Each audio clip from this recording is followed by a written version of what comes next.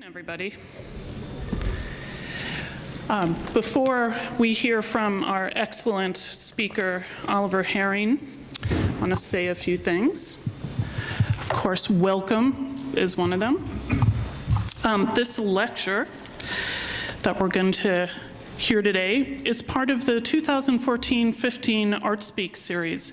It's our 2014-15 season, and ARTSpeak is an interdisciplinary program presented by the Departments of Fine Arts and the History of Art, and includes a series of lectures and a panel discussion on the theme of outside traditions. This series is open to the FIT community and the public, and I see that we've gotten some visitors today. We're very pleased about that, and please spread the word about our series. The ARTSpeak Committee would like to thank Joanne Arbuckle, Dean of the School of Art and Design, and Patrick Nicely, Acting Dean of the School of Liberal Arts, for their generous support and commitment to this program, and the Student Faculty Corporation for making this event possible. We also thank our chairs, Stephanie DeManuel from Fine Arts, David Drogan from History of Art, and Anna Blum, Associate Chair of Art History and Museum Professions, for their support as well. Before introducing our speaker, I'd like to mention an upcoming project that is part of this year's ARTSpeak program. Fine Arts and Art History and Museum Professions students have collaborated on an exhibition based on this year's theme, and that will open later this week in the FIT library. The art history students have titled the exhibition Undermining Tradition. Fine Arts students made work, and the AHMP students curated the work, wrote text for the exhibition and catalog, and are installing the exhibition. Photography students produce documentary photos and videos, and communication design students are designing the catalog. So visit the library to see the show Undermining Tradition. For their guidance and support on the exhibition catalog project, we thank CJA, Christy Shin, and Chair Suzanne Anushin from Communications Design, and Curtis Willocks and Chair Ron Amato from Photography. We also thank NJ Wolf and the library staff for their support of the ARTSpeak exhibition. And now let me tell you a little bit about our speaker. Yes, and stay tuned for our next event as well. We're going to have a panel discussing this theme of outside traditions. That will be after spring break, and like I said, just stay tuned and we'll let you know when that's going to happen. All right, on to Oliver. The work of Oliver Herring has been the subject of solo exhibitions at the Contemporary Arts Museum Houston, the Institute of Contemporary Art Philadelphia, the Hirshhorn Museum and Sculpture Garden in Washington, D.C., the MIT List Visual Arts Center in Cambridge, Mass., the Frye Art Museum in Seattle, and the Museum of Contemporary Art Cleveland, and the Museum of Modern Art New York, among many others. In 2009, the Tang Museum at Skidmore College in Saratoga Springs, New York featured Me, Us, Them, a 15-year survey of Herring's work curated by Ian Barry. Oliver's task performances and parties have been held at museums, universities, and other spaces all over the world. In 2005, Herring was featured on the nationally broadcast PBS program Art 21. Herring holds a BFA from the Ruskin School of Drawing and Fine Art, London, and an MFA from Hunter College, New York City, where I had the great pleasure of occupying a studio right next to his. We were grad students together. And he is currently based in Brooklyn, New York, although he just got back from a whirlwind tour of China, where he did many exhibitions and tasks. And I want to invite everybody, if you want to ask Oliver questions, the best way to do it is to come up to the 6th floor after his talk here in D626 and join me and my students in having a conversation with Oliver at 3 o'clock. And without further ado, I give you Oliver Herring.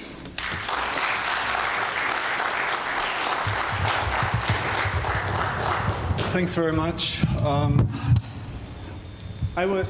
I've never in my life given a talk in 1 hour, so this is a feather in FIT's cap for better or worse. And right now it's 1:42, so I know I'm gonna talk for 1 hour. I'm gonna hold you hostage here for 12 minutes after you're planning on leaving. Normally, the way I do this is I improvise, and I try to have you ask questions or make comments whenever you have them. Don't wait until the end. But because there's a little time, I'm just going to jump right in. And yeah, ideally we'll have the Q&A later at 3 o'clock for those of you who can come. So this accent comes from Germany, but unlike a lot of my peers, unlike a lot of artists who seem to know already at a young age that they want to make art, I wasn't one of them. I actually wanted to study medicine, and to make a long story short, I ended up barely speaking English at the University of Oxford studying art, which was an adventure. But I had a lot of different interests. Actually, can you bring me down a little bit? I hear myself too much. I had a lot of different interests, and one of them brought me to London, where I went to a Fringe Theatre performance festival where I witnessed the New York performance artist Ethel Eichelberger, who actually I pulled a very nice image of him on. It's a screenshot, crappy screenshot, but he was an interesting performer. I think most people would refer to him as a drag queen. I like to think of him as a playwright and performance artist who used male and female drag as part of his vocabulary. And I witnessed his rendition of Shakespeare's King Lear, in which he played all the central characters, sometimes simultaneously, which made for madcap, schizophrenic theater. And it was so inspiring that I decided to go again the next day. Same play, but radically different experience because the audience was different. And I realized that the play itself was just some loose structure around that he used to connect with his audience. In fact, it was the first time that I ever witnessed somebody sacrifice the safety net, the security of structure for something much more loose, like to connect meaningfully with something more ephemeral, to connect meaningfully with an audience.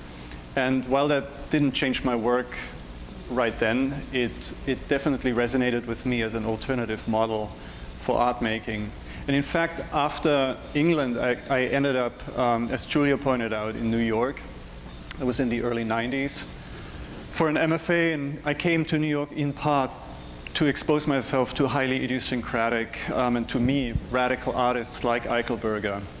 I found them there, but I was a young gay male in New York at the height of the AIDS crisis. So on one hand, I was really happy to throw myself into the adventure that I thought New York was, and at the same time, it was also really scary to be here because people were dying, literally, around me.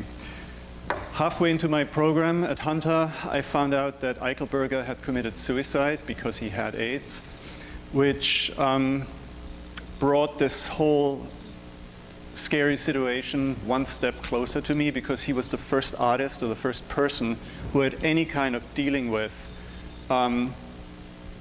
who succumbed to this disease. And I decided to do a little tribute to him because his life had really affected me, or his work had affected me, even though I never personally met him, but I got a lot out of what he did creatively.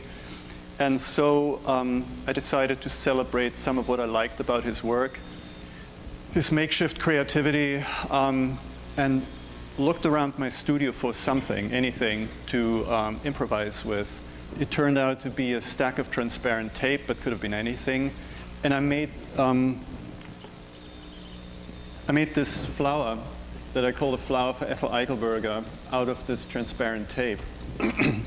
Now, up to that point, my work was colorful, abstract painting, and this flower was the complete opposite. It was a transparent, figurative thing that was suspended in space.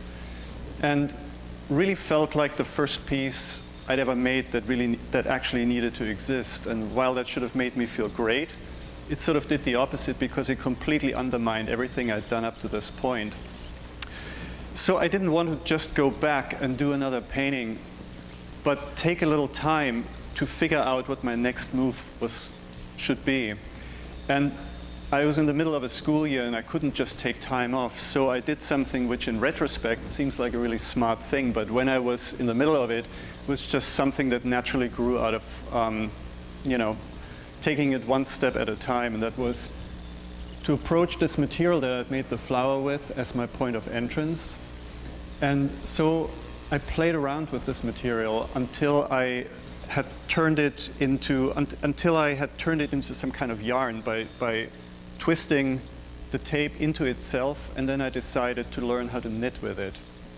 I'd never knit before, but the great thing about knitting to me was that once I had figured out the mechanics, and I wasn't interested in the craft component of knitting, so for me it was really just a way to buy time. But once you figure out how to do it, your hands can produce something while your mind can really go wherever it wants to go to. So I just kept on knitting these lengths of material, and once I had one of them done, I sewed it together and ended up with these blankets. I ended up for quite a few years only limiting myself to two components, these blankets and these coats, because I didn't want any of them to be taken too literally. And when you put two things together, you have a self-contained unit which is more independent. I also try to stay within these parameters because I felt I'd be able to express myself more successfully than if I was trying to make sculpture. For me, it was really just sort of a way to plow my way through time. I'm going to skip some of this because I don't think I have time. Right from the get-go, I stayed very low to the ground. I've always thought the ground was a very powerful surface to work with. These are two blankets sewn together into a mattress, a queen-size bed with coat. Here, there are three coats sewn into a mattress. That's the way most people would see it. This is from on top, sort of bird's eye perspective, where you see three coats. But in order to see any coat, you'd really have to stand right on top of it, and then as you moved, that coat would disappear and another coat would appear. So your movement around the piece really activated it. The piece in the back is a paper panel that was set into the wall, and then we added a lot of layers of white paint over it to sort of obscure some of the negative spaces, making it more one with the wall. It's one of the few color pieces. I just sort of threw this in here today because it wasn't all transparent black and white. And I'm not going to tell you about this either, but I'm going to take it as an opportunity to just sort of say I ended up knitting for about 10 years, which is a hell of a long time, especially if you consider that all I was doing was either adding or subtracting stitches. That's it. I started a piece, and then I plowed my way for 2 or 3 months, 10 to 12 hours a day, through this very monotonous, mind-numbing ritual. That's it. And I was doing this when I was young, when I really was, I'm the sort of person who has 100 ideas a minute, and I wanted to act on them, and I really didn't allow myself to do that. I was stuck within this process by choice. And it's really interesting when you work within tightly set parameters, because your mind can go into all kinds of places. And I kept this interesting and meaningful for 10 years. And I know I could have done that for another 10 years, because the mind can constantly frame and reframe what you're doing. So for a while, it started out as a tribute to Ethel Eichelberger, to another artist who I admired. For a while, I was approaching what I was doing as a form of activism or as a form of performance art. And not that anything changed in the studio, but these parameters reframed what I was doing and kept them suspenseful. But you know, like anything excessive, it also becomes unhealthy at a certain point.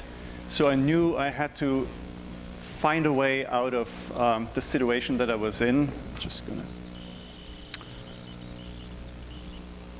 And the way I'm not the kind of, certainly not the sort of, I'm the sort of artist who likes to push things to extremes, to sort of find out where the natural end point is, in part to see where my own limitations lie. And so my solution in this situation was to make it as hard on myself as possible.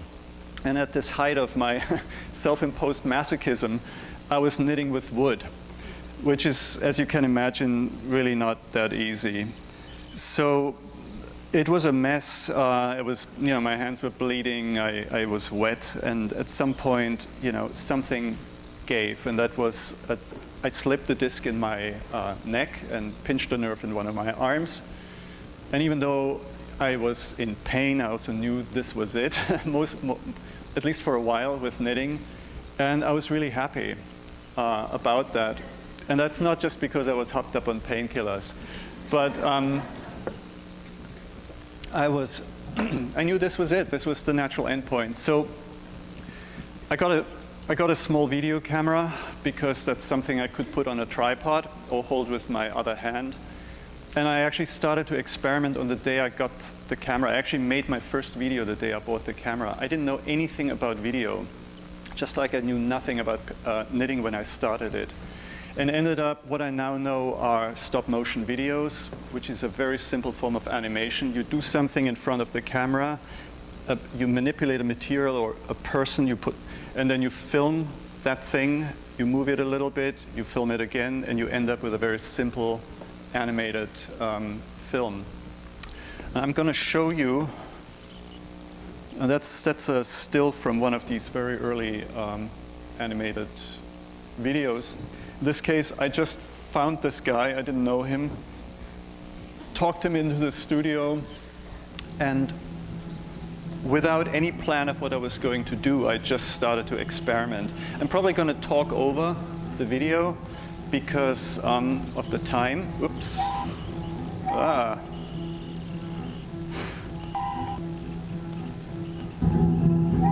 So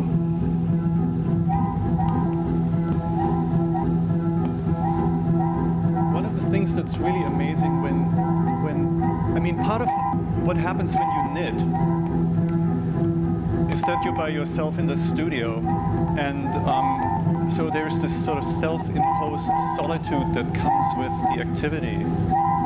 And I actually think that as a human being, part of the purpose of being alive is to engage meaningfully and productively and intimately with other human beings, and I was really depriving myself of a lot of that. And as soon as I had somebody in the studio, I felt like I was engaging in a very adventurous, creative, intimate way with a person that I didn't know, and that was such a pleasure. That was so incredibly addictive that that became the focus of my work. With regards to what we were doing, we were really experimenting, I think because knitting was so linear and focused. I wanted the videos to be as open-ended and free as possible, so there was absolutely no plan whatsoever. But as I got to know this guy better over months, I was also able to figure out how to push the situation, how to make it a little bit more extreme. So for example, I talked him into letting me shave off his hair and so on. So in a way, he became a material, you know, that I also learned how to work with.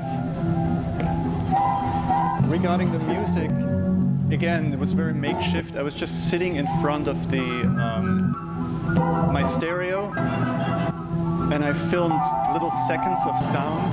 Then I moved the sound forward and built a little soundtrack in the same way that I built footage.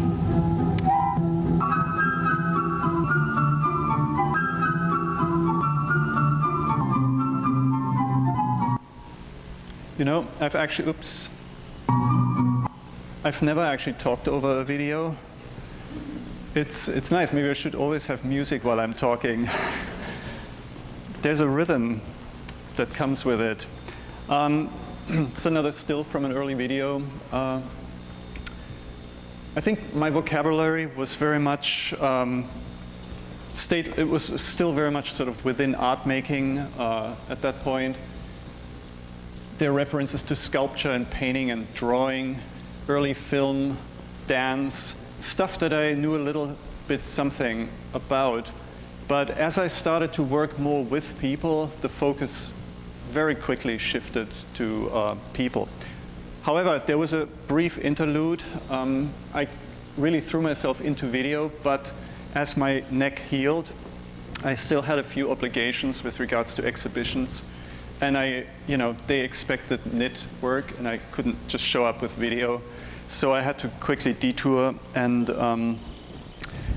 it produced a few interesting sort of hybrid works. I try to bring some of that freedom, that motion, into the knit work. So here I filmed myself in a rocking chair, moving forwards and backwards, and then made some drawings from the footage when I played it back on TV. I froze moments, made drawings, then moved a few frames forward, and so ended up with these drawings which became blueprints for elaborate wire structures around which I knit.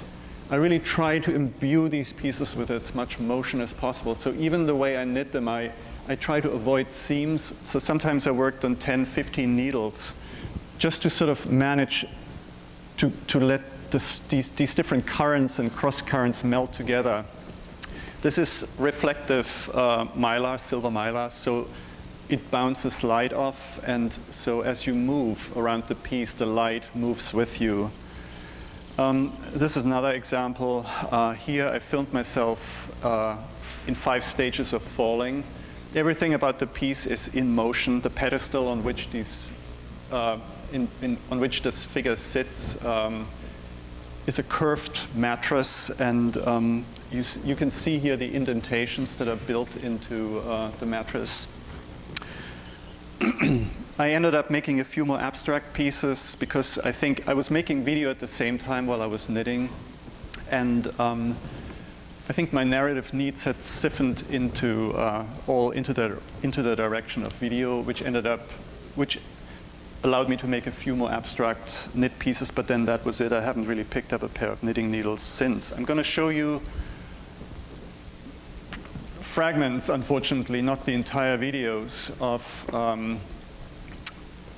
2 videos from 2002. At that point, I was really working a lot in video with a lot of different people, and in the summer of 2002, I embarked on an experiment. I advertised with flyers, in laundromats and cafes for anybody to come to my studio, and the idea was to generate 1 video per day. Over the course of about 2 months, 40 people showed up, many repeatedly, and most of these people I didn't know. So I had usually no idea at the beginning of the day how many people would be there or not, and what we were going to do. We were just sort of, I was just responding to the moment, and that produced a lot of bad work. But it also produced here and there some beautiful surprises. And those surprises, those breakthroughs really started to happen when I exhausted my bag of tricks that I had applied at first. Because it's actually really difficult to work with people that you don't know. The default reaction is to sort of dig into your bag of tricks in order to make this situation somewhat successful, to deliver. But eventually I think I exhausted myself and ran out of tricks. And that's when unusual things started to happen. That's when mistakes happened. And when I allowed myself into more eccentric territory. And I think the first video that really was sort of a breakthrough when two different people showed up that were very different from each other, an older woman and a young guy. The two people are two of my best friends at this point, but when they came together in the studio, I knew one of them, but the other one I didn't really, and we ended up making this little ballet. And I'm going to show you a little bit of that. I probably skipped through it.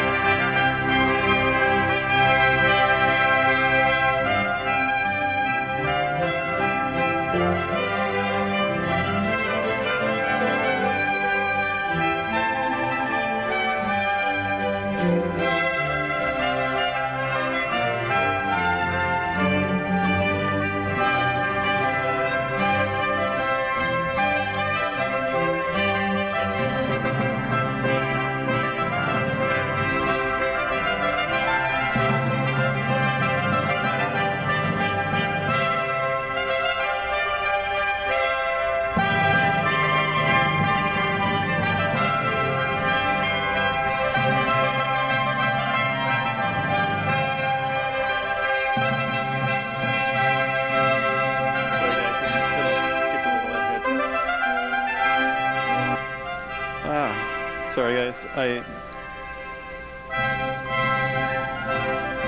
just want to give you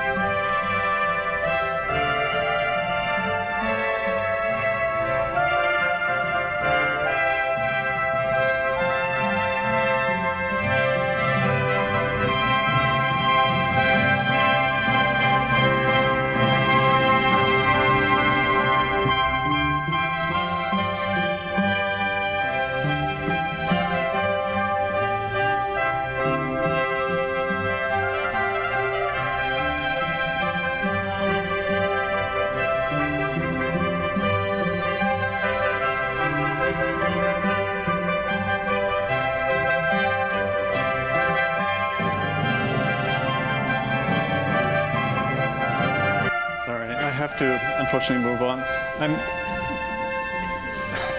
I'm going to show you some fragments from another video just to give you a sense of range.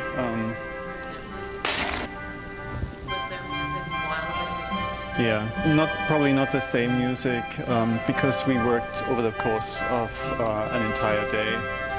But yes, definitely. I think it was one of the first things we did, just turned on the music, and then I used dance.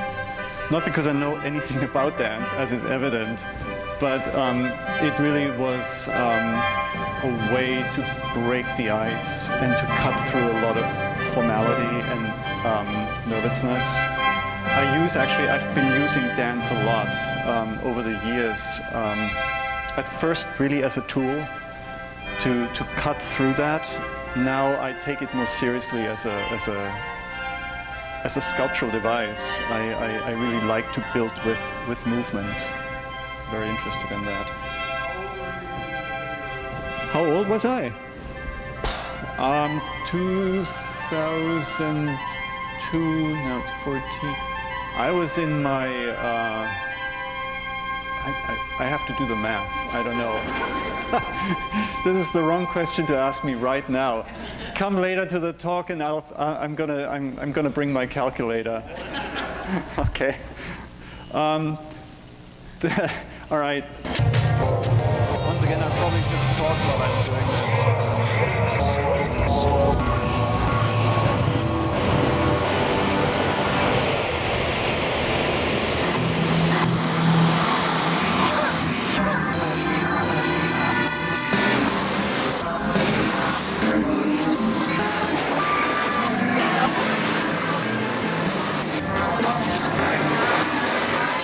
It's actually pretty amazing how easy it is to get to know somebody really well when you eccentric like this.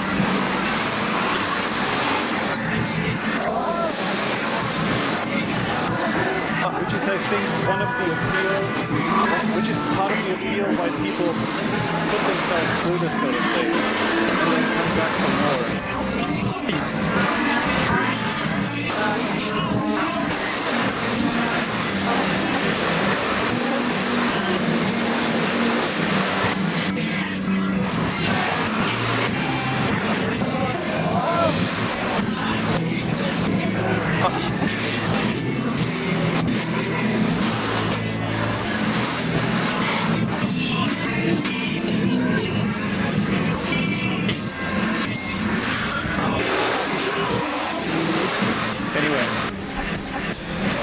Just to give you a sense of range, by the end of the summer I edited, I think, 6 videos. I called them basic, into the sort of basic process that had brought them about, and I had an exhibition with them in London. At the last minute I decided to add another component to the exhibition, one that would demonstrate this sort of open-ended, anything-goes process as sort of a form of live action performance in front of a live audience, and that component is a structure called task. I'm going to talk about task later, but I just wanted to plant a flag because I did the first task in 2002, and everything else that you're going to see now runs parallel to task. Briefly, task is a piece of art, but it's also a simple structure that can be applied in a lot of different situations, to a lot of different situations. To do task, you only need 3 different components. You need a space, some people, and materials. The people who participate follow 2 simple instructions. Each write down a task on a piece of paper, and that can be absolutely anything that your mind cooks up. And then deposit that little written instructive in a designated box, a task pool, and then pull a task from that box and interpret it with whatever is around or whoever is around. Again, totally up to you how you do that. When you deem a task completed, you write a new task, put it in the box, pull a new task, and so on. So over X amount of time, in theory at least, anything becomes possible. In London, we had an application process, and curated 10 different people into the structure. We did it for 8 hours, which was a marathon, 1 working day. And to my surprise, the people who participated invested themselves into it much more than I expected. For some of them, it became a cathartic, almost life-changing experience. A few days later, I had another opportunity to do this in Paris. This time, I did it with 25 people, and similar things happened. So I knew that the structure had some potential, and I wasn't quite sure at that point what that was and how to tap into it or develop it further. But I knew that it had potential, so I tried very hard over the next few years to keep it alive. It was actually not so easy because galleries weren't interested in it because there was no financial incentive for that. There was nothing to sell. Museums and universities were skittish because I didn't really have a track record with it, so I couldn't answer a lot of questions because, at least in theory, anything is possible.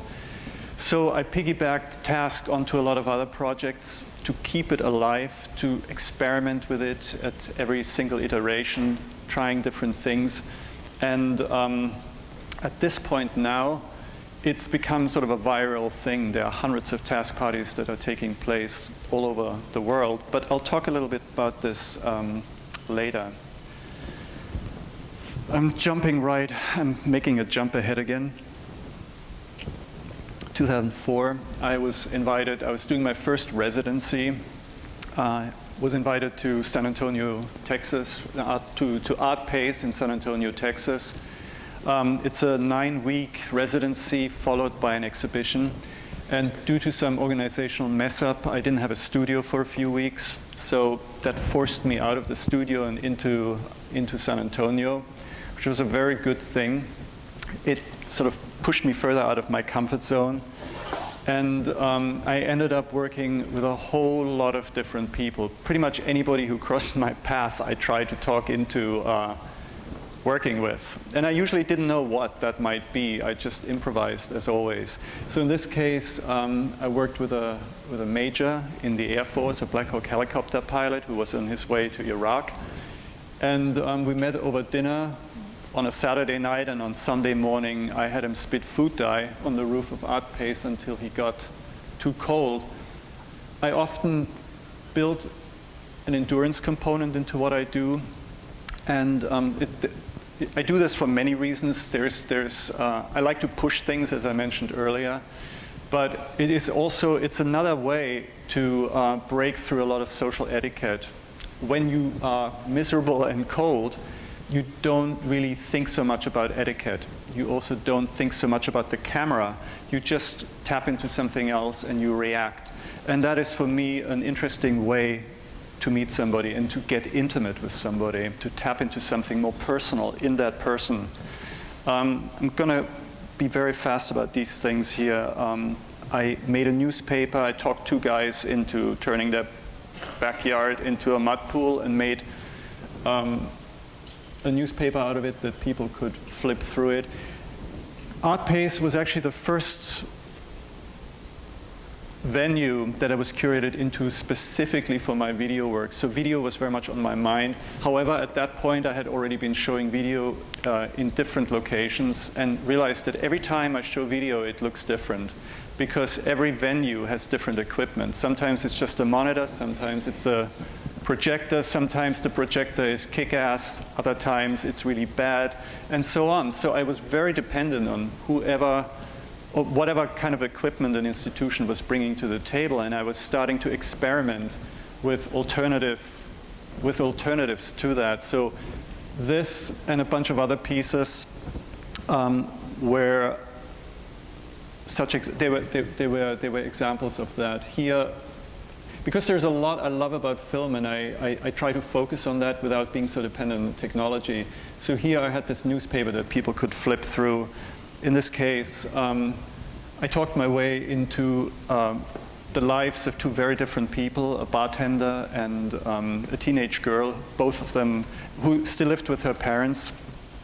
The idea was, again, to not bring them into the studio, but to tap into something a little bit more personal. And I know at this point that everybody is interesting. You know, you just have to figure out a way to some or other tap into what makes them interesting, to tap into the sort of more idiosyncratic aspects of them. And I thought that by going into their homes, places where they would feel really, really safe and comfortable, I might be able to sort of experience the skeletons in the closet, so to speak. So I had radically different experiences in these, during these different sessions. But I taped up the results in my studio like filmic storyboards. And in the end decided to let them overlap to make it a little bit more complex.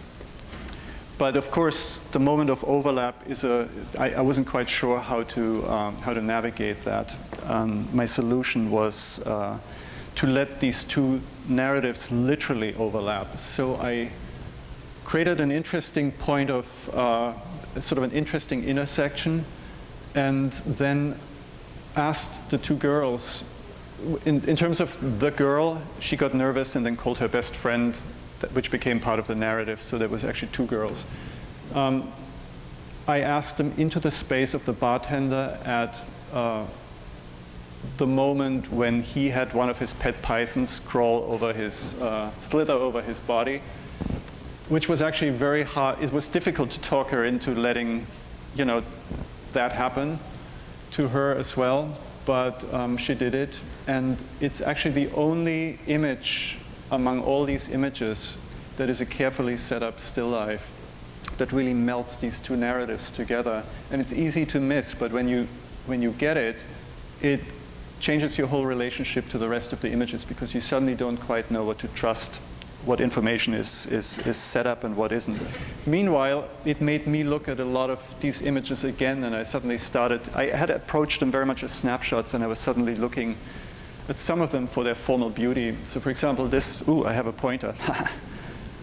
This image here really reminded me of a Caravaggio. It had the same sort of, you know, sexy danger implied in it.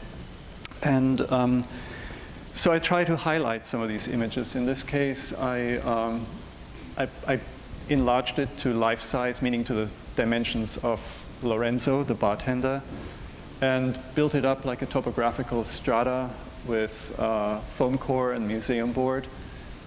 This is sort of the one shot where a lot of these images seem to melt together, but as soon as you move, the image would break, like you see at the end, and other areas would melt together. And from here, it was really a very simple, logical step to these photo sculptures.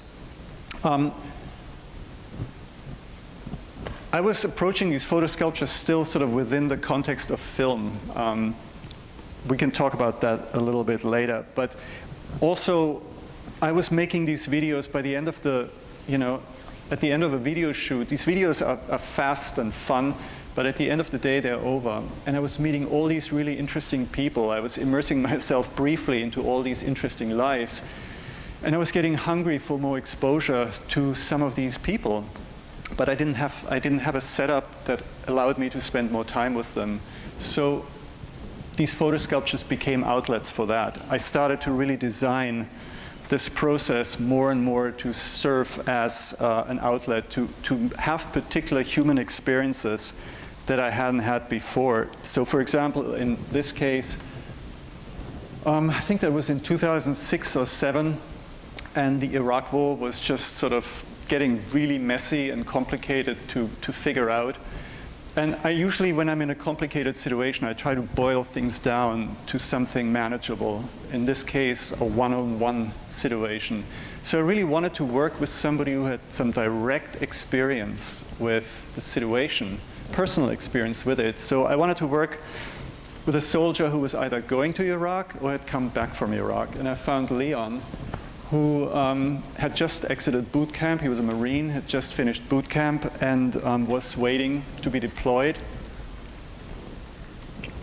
Talked him into the studio. He had never thought about art before. I don't think he's ever entered a museum or a gallery in his life before that. I knew very little about military culture, which is exactly what I like. This kind of, it's a difficult situation, especially because I never pay people to do these sort of things. You have to be there for your own good reasons. And that levels the playing field too, because we have to work at the relationship. Because if it doesn't work, he could just walk out and I'm sitting there with a half-finished piece. So usually the result of these situations, and in this case it lasted for 1.5 years, in between which he went to Iraq and came back. And the result was not only an interesting piece of sculpture, but also a very unusual friendship that continues to this day. It's another example. I mentioned I'm gay. I have seen a fair share of naked women, but I've never spent a prolonged period of time in the company of one. An experience I thought, you know, probably worth having. So I asked, to up the ante, I asked a good friend of mine, Cheryl, if she'd be game to do this, and luckily she was. So I ended up making this, this piece of sculpture, this photo sculpture of her. And one of the things that started to happen at this point when I started to show these photo sculptures was that people were approaching them very literally as portraits of the people they seem to depict. But for me, they were much more composites of the time that we had spent together. So my own hand was really important in this. I wanted my decisions to also be very present in these pieces. So I built all these, I built that into the process. You know, in this case, for example, the piece is so clearly abstract, even though the photographs are quite forensic, but they're saturated to an almost bright orange. I photographed her, you know, over the course of months, so the light conditions constantly changed. I cut them together in very elaborate patterns. I used different photo papers to really animate the surface. In this case, it's a guy named Wade, a librarian. I made two almost identical versions. The only difference is that I printed one set of photographs in a more saturated, more saturated, while the other one is more naturalistic. And they're cut together in different patterns. Ideally, the two pieces are exhibited alongside each other. So you don't really know what information to trust. These are images of the two Wades. The other thing I would love to have time to talk more about is nudity, because I think with nudity comes a lot of responsibility. And I think in my case, it really forced me to figure out a way to live up to that responsibility, because somebody might just say yes because they don't think so much about it, or they want to do me a favor or whatever. And you know, hopefully the piece is around for a long time after that. And I think there's a lot of responsibility that comes with it. And I think it changed the way I work the surfaces. They're much more elaborate and crafted, and I think I was sort of trying to transcend the, I was trying to sort of really communicate the intimacy between us through the care that I gave the details. In 2006 or 7 or so, I had an exhibition where a lot of these pieces that I showed you were shown together. I added a second component to the exhibition, one that wasn't advertised, namely to say yes to everything, to every request, as long as it was non-sexual or you know, too expensive or dangerous or something like that. But otherwise, I did a lot of things that I probably wouldn't have done otherwise. Many of these things had nothing to do with art making, certainly not with career. But again, it was a means to push myself out of my routines and comfort zones. And I ended up doing a lot of things that ended up into interesting works that really I wouldn't have done. I'm not going to talk about this, but I'm happy that you see it because I like it. And but I am going to show you a little bit of that. It's another video. Usually, when I do exhibitions, I'm in the exhibition. I'm present. I'm holding court. You know, people come in and I talk to people. Especially during that show when I try to open myself up to all these different requests. And it's actually amazing how many people asked me stuff to do. In this case, I was talking to two art students from Philadelphia who had, together with some friends, set up shop in a Hispanic neighborhood. They were a bunch of white kids setting up shop in an area that was, to them, relatively cheap. And there were all kinds of problems. Neighborhood looked at them as a sign of gentrification. There were also a lot of, anyway, there were problems. They asked me to whether I could help them with my work to build some bridges between the community and between their little community.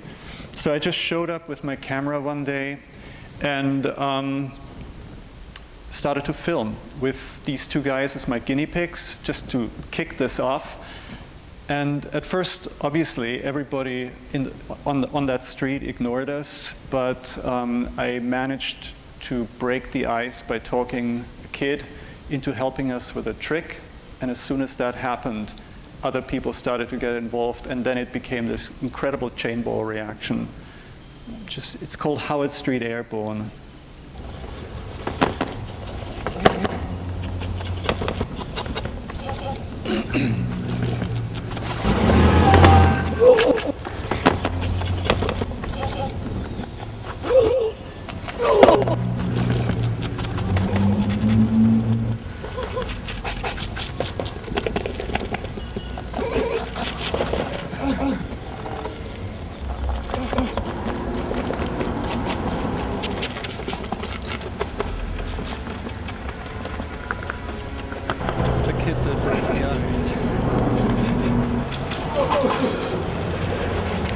I think I'm going to continue talking while we're doing this.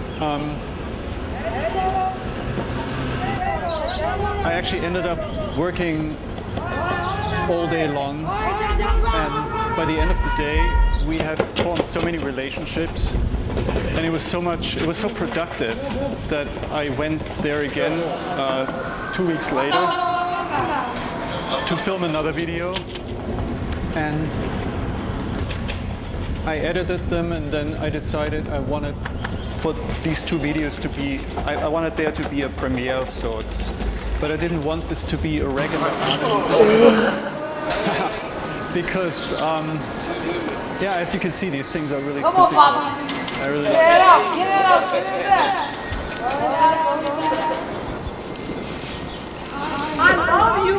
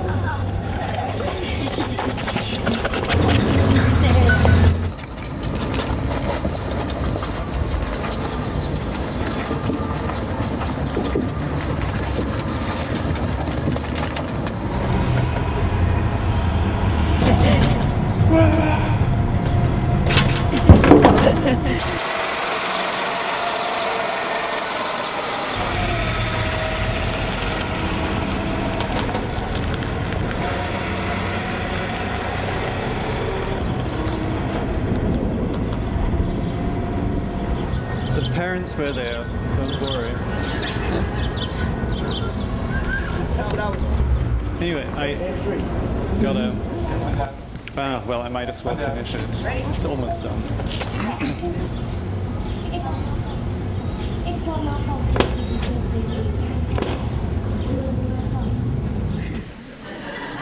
I have,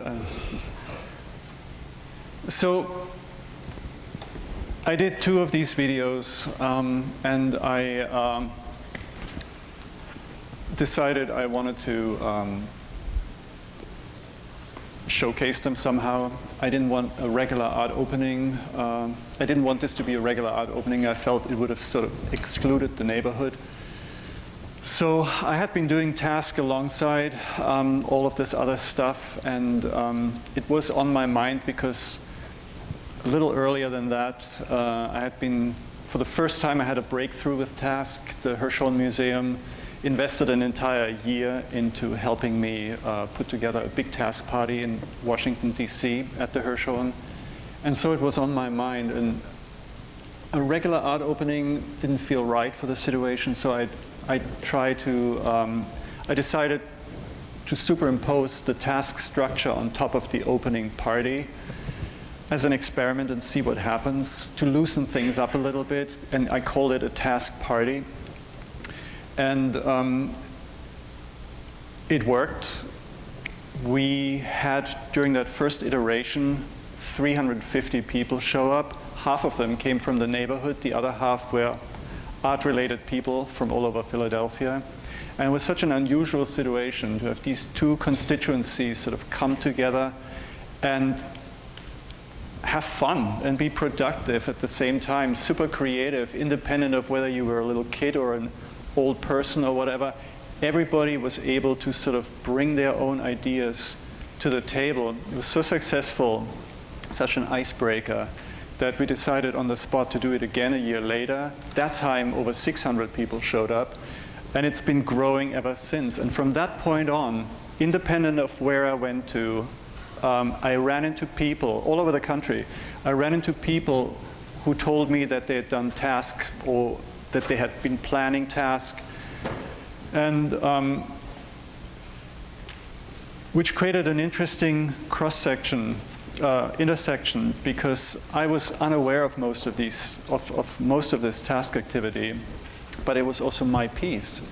So I had to figure out whether I was going to rein task back in and make it mine, or let it go and turn it into its own thing. I ended up letting it go and do its own thing, but also figure out a way for me to play a role in all of this. And that role has, well, one thing that I noticed was that a lot of this action took place in classrooms and in educational institutions, which beckons the question, why? And I learned over time that two reasons are: a lot of education, especially in high schools and middle schools and so on, is based on grades. It's driven by grades, which doesn't allow for a lot of creative thinking and action. Meanwhile, in a lot of classrooms, a lot of art classrooms in particular, the focus is on assignments. And with an assignment, there's usually a right way of doing it and many wrong ways of doing it, which is completely the opposite of what I experience as an artist in the studio, where I fail most of the time until I hit on something that somehow makes sense. You have to sort of incorporate failure as an active component into the art-making process. So I think task can play a role within that context. And over the last few years, I've worked with a lot of educational institutions and organizations to try and figure out a way to make task more accessible. But I have to skip ahead. I was just given the signal that I've been talking for 50 minutes, which gives us 10 more minutes, which is crazy. This is a very rudimentary blog that I keep on task. I hardly ever update it, but it's already been visited by almost 73,000 people. So I know people are quite hungry for those kind of outlets, and all you have to do is sort of come up with these things and make them available. 2009, I had a retrospective. I'm going to quickly show you two more things. I'm going to try and cram them in. I had a retrospective, and which was a great opportunity to focus on everything that I'd been doing up to that point. But of course, those kind of shows are made up of objects and videos, and so much of what I do focuses on process. So when I had the next opportunity, I devised a show, an exhibition concept that I called Areas for Action, which consists of multiple diverse live performances and actions. The first time I did it in New York, it spanned 1 month, and the idea was and consisted of 20 different performances. Each performance lasted 8 hours, which was the time the gallery was opened. It took place in a commercial gallery, even though it was a completely non-commercial endeavor. And the idea was to improvise, to focus on one process or a material that I had invested myself into over the course of 15 years and see what would happen. So every day I was working with a new group of people. I found them usually through the internet. Most of these people I didn't know. 2/3 of these 60 people that I scheduled into this flew from all over the country to participate. And it was a really wild experience. This is an image, and again, I'm going to fly through this here. But the point is, I worked for a few years, and I continue to, by the way, really investing myself into making tasks accessible and to scout out new horizons for tasks. But I also wanted to get my own hands dirty again. And Areas for Action allowed me to do exactly that. This was from day one in New York. The gallery was empty, and I had one guy spit food dye for 8 hours. Since then, and I'm just going to show you a few images, I've been doing Areas for Action in different locations, different cultural contexts, all over the world. And it's really interesting if you do the same thing, spitting food dye with different people in different locations, radically different things can happen. I'm going to just rattle through these here. I just did a whole bunch of them in Houston over the last 2 months. This was in South Dakota also a few weeks ago, where I worked with an ice hockey team, semi-pro ice hockey team, which was a brilliant way to get people to get involved with art, because in Sioux Falls, not too many people are interested in contemporary art, but everybody is interested in ice hockey. So for these guys to spit food dye became big news. We were actually covered on the ABC affiliate over a whole week, 3 times a day. So people really got involved. All right, I'm going to skip ahead to one last thing that I'm going to show you. It's a video, a fragment of a video. Gosh, I wished I had more time. Sorry, guys.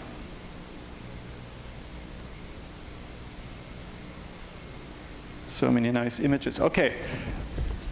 I was recently in Japan. I did a video there. The video itself is 25 minutes, but I want to show you a fragment of it because I think it taps into something that I'd like to communicate. It's just an uplifting video. And I was in Japan for 9 weeks, 10 weeks. Without a plan. I went there without a plan. I did a lot of different things, but one thing I did was with my video camera, I just went out there and I tried to talk all kinds of people into joining us. And I'm gonna, I don't know, let's just jump in right here. Yeah, might as well.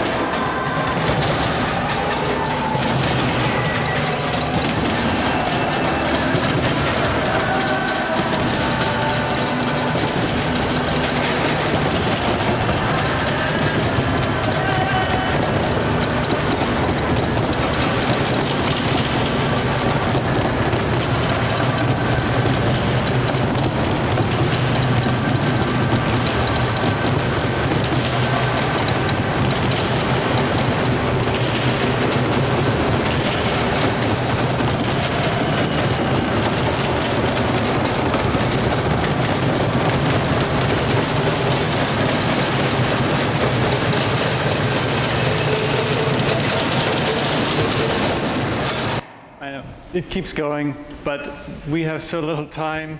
So we have exactly 20 seconds for questions. Maybe more, 2, 3. Anyway, I encourage you to come to the more intimate conversation. Yes, but everybody is welcome 3. to come up to D626, and starting at 3 o'clock, you'll be able to grill Oliver on anything you want to know. Any quick questions now? Oliver, thank you so much for that absolutely excellent talk. Thank you, everybody, for attending today. And like I said, stay tuned, and we will be announcing when the panel discussion is. Thank you, everybody.